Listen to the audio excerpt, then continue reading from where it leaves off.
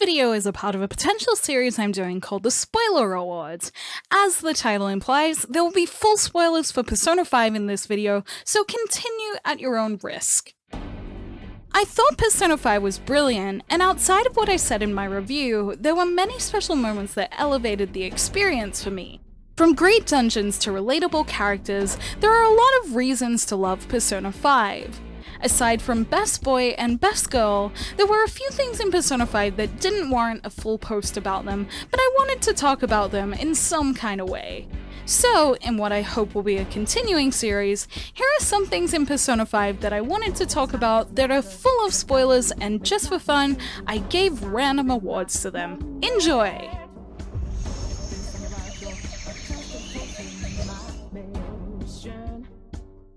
Making Persona 5's last true dungeon go out with a bang, Shido's palace was the most maze-like of all the dungeons, but in a totally one-of-a-kind way thanks to transforming into mice in some rooms, because why not? At first this challenge was a little tough, but once I got my head around the transformation statue placements and crawl holes, I felt satisfied every time I reached the door I needed. Also, Yusuke's mouse puns were pretty much the best, only seconded by Futaba's total disappointment in them. The dungeon was made even better by the social challenges presented to the group by the cognitive people dwelling in Shido's palace, and how each of the main party members was given a chance to shine in convincing them to let you move forward. My favorite of these was probably Ann's impression of being a descent of royalty, complete with an accent, and these scenes were a nice combination of light moments and dark ones before the story dove right into ending mode.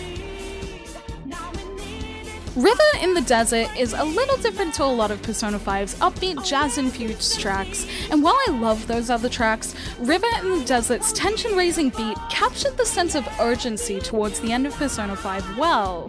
I like the way the start of it was used in Shido's first form to create a different vibe, and how the piece revealed itself as Shido unveiled his other forms. Outside of Persona 5, it's a fun track to listen to if I need to get hyped up about something, and it's one of the many reasons I need to get the full soundtrack. The fourth dungeon was definitely a runner-up in choosing the best dungeon, as it may just be the best storytelling moment of all the Persona games I've played.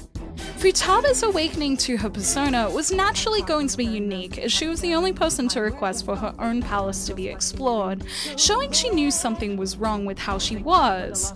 Her use of the Alibaba alias to contact the protagonist to request her own heart to be taken, the Phantom Thieves finding out about her shut-in nature, and fighting against that in her palace fit her cognition perfectly. The puzzles within the dungeons were pretty great too, and I thought it was interesting how they all connected to her nature of pushing people away. Unraveling the truth behind her mother's death and watching her gain her persona through it was a painful and beautiful experience to watch, and after seeing her go through that, it would be hard for me not to hold her in a special light as a character. Apart from her beautiful awakening, Futaba's social awkwardness is something I found incredibly relatable, and her intelligent and quirky personality also make her endearing. Not to get too personal, but seeing her cower in fear over big crowds or stores full of people is something I can relate to on a certain level, and watching her doing her best to overcome these fears also made her inspiring to watch. The fact that she dedicated all of her shut-in time into learning hacking and getting smarter to understand more about her mother's death was also a very admirable thing, and in the end, these skills make her an irreplaceable member of the Phantom Thieves. Even though she can't fight physically in battle, her abilities and her knowledge are definitely powerful. Her banter with the other characters as she opens up to them is really amusing too. She marches to her own beat and has her own share of comical moments that made me fall more and more in love with her character throughout the story. With smarts, humor, cuteness, and a fleshed out backstory, Futaba is a pretty special girl. With how much I liked Futaba, it might be a little obvious that I like quirky characters, so if I'm choosing Best Boy, it absolutely has to be Yusuke.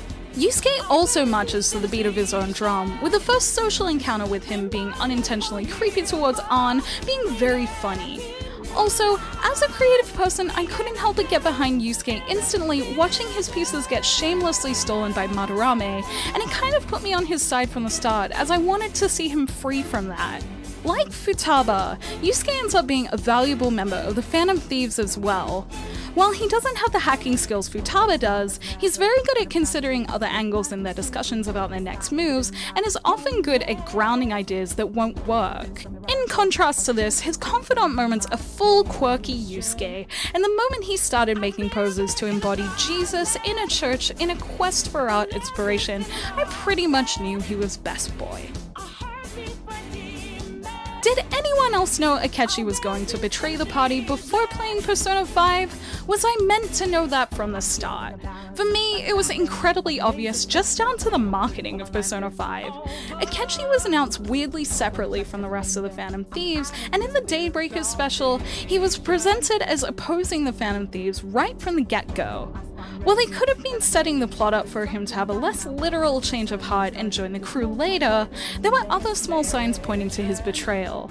A thing I began to notice a lot in the merchandise of Persona 5 was that when it came to sets involving the full Phantom Thieves groups, Akechi was often seemingly missing, and this is still something that happens with new Persona comics and merchandise coming out in Japan.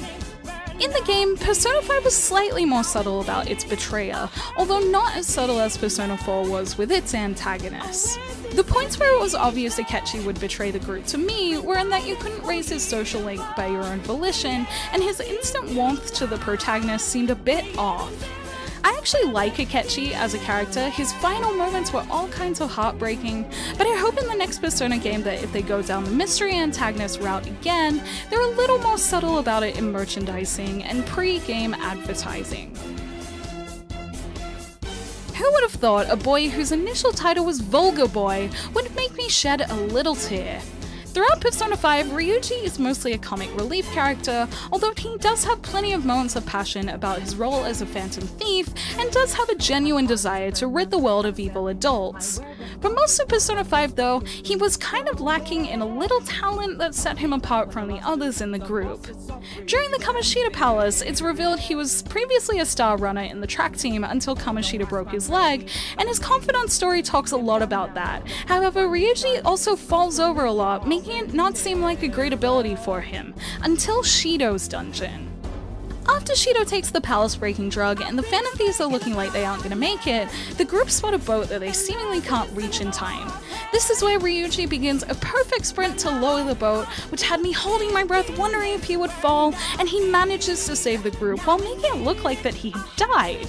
There had been so many big characters dying at that point that I really consider Ryuji being gone just after he'd solidified himself as being a useful character and putting his friends' lives above his own.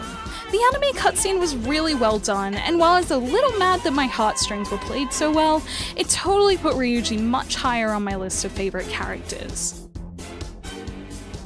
I really like the direction Persona 5's ending took.